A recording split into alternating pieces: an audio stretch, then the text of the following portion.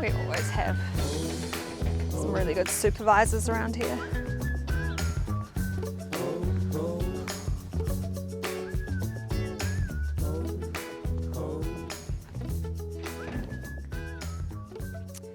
So the horses should be here in a few hours. I know the truck's left. They've sent the message from the yards that the truck's on its way.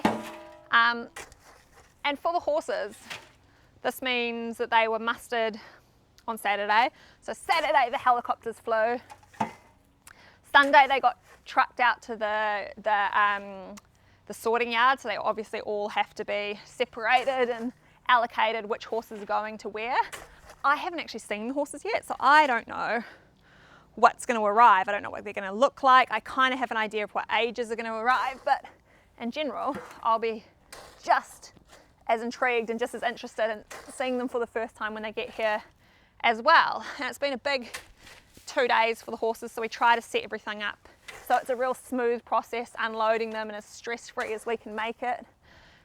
And then over the years, like I've worked with so many Kaimanawa horses now, that I get to know certain looks, certain personalities that might come. Like all my grey horses have been very similar to work with. I can recognise, like, I guess different bloodlines or different bands or different strains that run through the ranges. And so far, they seem to follow a set pattern and behaviour based on their looks.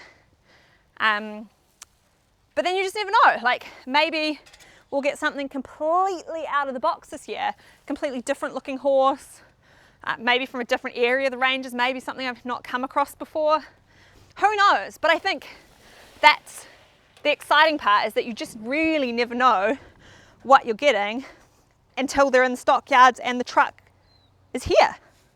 So we're going to hurry and get all this done, and then it's a bit of like wait and excitement to see what arrives. And you can see here the plywood's warped a bit, making it really hard to close this gate quickly. So I'm just going to put a few screws in here and see if I can flatten this plywood down so that we can shut gates.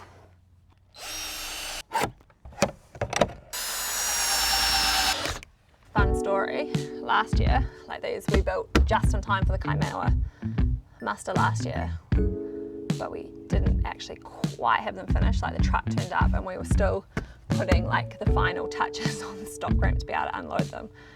So we were running around literally as the stock truck was pulling in, banging all these on so that the horses could come off. And the guys who made this did an absolutely amazing job, but I think we just tacked these on temporarily. So now that's why I'm coming back and drilling them a year later to make sure that they all lay flat and there's nothing poking out the horses can catch themselves on. So I've just got the message that the horses have just left now. It's 10:30 now, so I think 5 hours give or take. I think they should be around 4 o'clock, hopefully 4:30 by the time they get here, just on evening.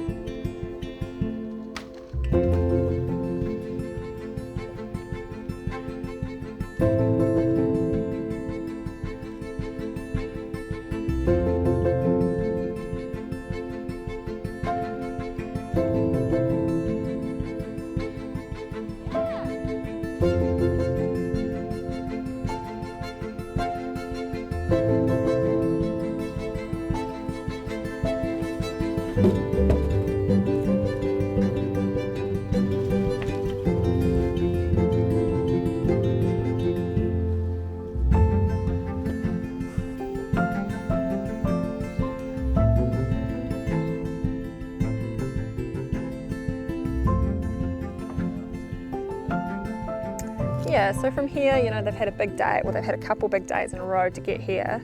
And so now, mostly what you want to do is just let them settle. Like, they just need time to eat. You know, the truck driver's a really great horseman and he's really observant, and, you know, he said that they haven't passed much manure, which means, you know, they haven't probably eaten a lot, probably just due to being unsettled over the last few days. So we really want to get them drinking and eating, and looking out there, I can see one's drinking already, which is a great sign. And the more food we can get into them and just let them kind of quieten down and settle in, the better it's going to be for them. So for the next, well, until tomorrow morning, we're just going to let them kind of settle, give them some space, not jump in with them or anything, just let them be horses and get adjusted.